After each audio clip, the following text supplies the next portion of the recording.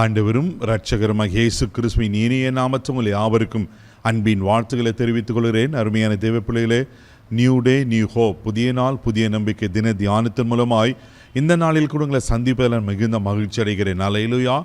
இன்றைக்கு கூட கர்த்தர் நமக்கு கொடுக்குற வார்த்தைன்னு ஏசாயா தீர்க்கதரிசன புஸ்தகம் 53ஆம் அதிகாரம் 5வது வசனத்தை கூட வாசிக்க கேட்போம். அவருடைய தழும்புகளால் குணமாகிறோம். இங்க ஏசாயா தீர்க்கதரிசி மூலமாய் ஆண்டவர் ஆவியானவர் அழகாய் ஒரு காரியத்தை சொல்லியிருக்கிறார்.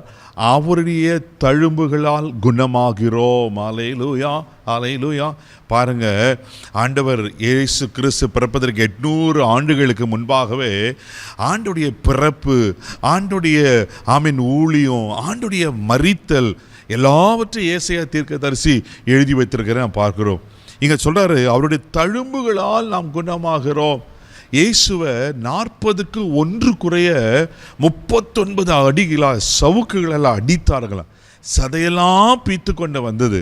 தேவ பிள்ளையில கைகளில் ஆணிகள் அடித்தாங்க, ரத்தம் பீறிட்டு வந்தது. கால்களில் ஆணிகள் அடித்தாங்க, ரத்தம் பீறிட்டு வந்தது. தலையில் முள்மூடி சூட்டப்பட்டார். அந்த முள் பினாக்கிரஸ் என்றபல் கண்களின் வழியாய் வந்ததான். உடம்பெல்லாம் காயங்கள், அத்தனை வேதனை. ஏன் இத்தனை தழும்புகளை ஆண்டவர் சுமந்தார் என்றால், இத்தனை காயங்களை ஏற்றுக்கொண்டிருந்தால், இத்தனை பாடுகளை சுமந்தார் இருந்தால், நீங்கள் நான் குணமாக்கப்பட வேண்டும். அல்லேலூயா, அல்லேலூயா. தேவப்பிள்ளையில ஆமென். ஒவ்வொரு தழும்பும் நம்ம வியாதியிலிருந்து, நம்ம பலவீனத்திலிருந்து, நம்முடைய பாவத்திலிருந்து ஆமென் நம்மளை குணமாக்குகிறதாய் காணப்படுகிறது. பாருங்க, அதனால தான் ஓசியா 6:1 கூட வாசிங்கன்னா, அவரே நம்மை குணமாக்குகிறவர் என்று அழகாய் வேதத்தில் சொல்லப்பட்டிருக்கும். தேவப்பிள்ளையில அவர் நம்மை குணமாக்குற கர்த்தராக இருக்கிறார். ஒருவேளை என்ன வியாதியோடு, என்ன பலவீனத்தோடு, என்ன சோர்வுகளோடு நீங்கள் இதை பார்த்து கொண்டிருக்கிறீங்க. சரீர பிரகாரமாக எப்பேற்பட்ட வியாதியாக இருந்தாலும், ஒருவேளை மரணப்படுக்கையாக இருந்தாலும் பயப்படாதீங்க. நம்மை குணமாக்குற ஒரு ஆண்டவர் இருக்கிறார். அல்லேலூயா. வேதத்தில் வாசிக்கிறோம். லூக்கா எழுதின சுவிசேஷம் 7ஆம் அதிகாரம் 21வது வசனம் இப்படியா சொல்லப்பட்டிருக்கு. வாசிக்க கேட்போம். அந்த சமயத்திலே நோய்களையும் கொடிய வியாதிகளையும் பொல்லாத ஆவிகளையும் கொண்டிருந்த அநேகரை அவர் குணமாக்கி அநேக குருடருக்கு பார்வையளித்தார். பாருங்க, ஆண்டவர் அநேக வியாதிஸ்தரை குணமாக்கினாராம், அசுத்தாவை பிடித்தவர்களை குணமாக்கினாராம். எப்பேற்பட்ட வியாதியாக இருந்தாலும் ஆமென் ஆண்டவர் குணமாக்கிறார். அசுத்தாவை பிடிச்சவர்களை குணமாக்கினார். தேவ பிள்ளையில குஷ்டரோகிகளை குணமாக்கினார், குருட்டு கண்களை குணமாக்கினார். எத்தனை காரியங்களை, ஏன் மரித்து போன பிணங்களையும் உயிரோடு எழுப்பினார் அல்லவா. இன்றைக்கு ஆண்டவர் உங்களையும் குணமாக்க உண்மையில் தேவனாக இருக்கிறார். ஒருவேளை என்ன காரியத்தில் வியாதியில் நீங்கள் கஷ்டப்பட்டு கொண்டு பின்ன பயப்படாதீங்க, அவர் நம்மை குணமாக்குகிறவர். அல்லேலூயா. 147ஆம் சங்கீதம் 3வது வசனத்தை கூட வாசிக்கும் போது சங்கீதக்காரன் இப்படியா சொல்லுகிறார். வாசிக்க கேட்போம். இருதயம் நொறுங்குண்டவர்களை அவர் குணமாக்குகிறார், அவர்களுடைய காயங்களை கட்டுகிறார். எவ்வளவு அழகா இங்க சொல்லப்பட்டிருக்கு பாருங்க.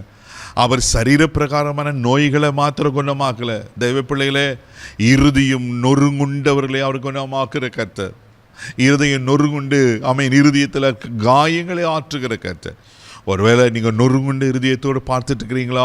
சரீரத்திலும் பலவீனம், மனசில் வேதனை, நான் நம்பின எல்லாம் கைவிட்டாங்க. ஒருவேளை தனிமையான சூழ்நிலை, இந்த வியாதியில் ஒருவேளை எப்படிப்பட்ட சூழ்நிலை கஷ்டப்படுறீங்க தெரியல.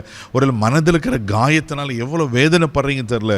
இன்றைக்கி கர்த்தவங்களை பார்த்து சொல்கிறாரு, அவருடைய தழும்புகளால் நீங்கள் குணமானீர்கள். பயப்படாதீங்க. அவருடைய தழும்புள்ள கரம் உங்களை தொட்டு உங்களை குணமாக்கும். எப்பேற்பட்ட பலவீனமாக இருந்தாலும், வியாதியாக இருந்தாலும், இன்றைக்கு கர்த்தர் சுகமாக்குவார். உங்கள் இருதயத்தில் இருக்கிற காயங்களை அவர் ஆற்றுவார். கண்களை மூடி நம்ம செபிக்கலாம். அன்பு தகப்பனே, உமக்கு நன்றி சொல்லி துதிக்கிறோம், ஸ்தோத்திரிக்கிறோம்ப்பா. ஆண்டவரே, உமக்கு ஸ்தோத்திரம். நீர் எங்களை குணமாக்குற கர்த்தர். ஆண்டவரே, நீங்கள் எங்களை குணமாக்கலைன்னா நாங்கள் எங்கே ஆண்டவரே போவோம்? எல்லாம் ஆண்டவரே உமக்கு ஸ்தோத்திரிக்கிறோம்ப்பா. டாக்டர்ஸ்க்கு மேலே பெரிய டாக்டர் நீங்கள் தான்ப்பா. நானே உன் பரிகாரிய கர்த்தர் என்று வாக்கு பண்ணியிருக்கிறல்லவா. நீ எங்களுக்கு பரிகாரம் செய்கிற கர்த்தர்.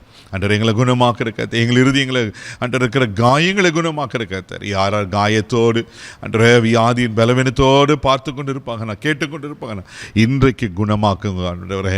இந்த நாள் ஆண்டவரே நான் சுகத்தினாலாய் இருப்பதாக இயேசுவின் நாமத்தில் கட்டளை கொடுக்கிறேன்.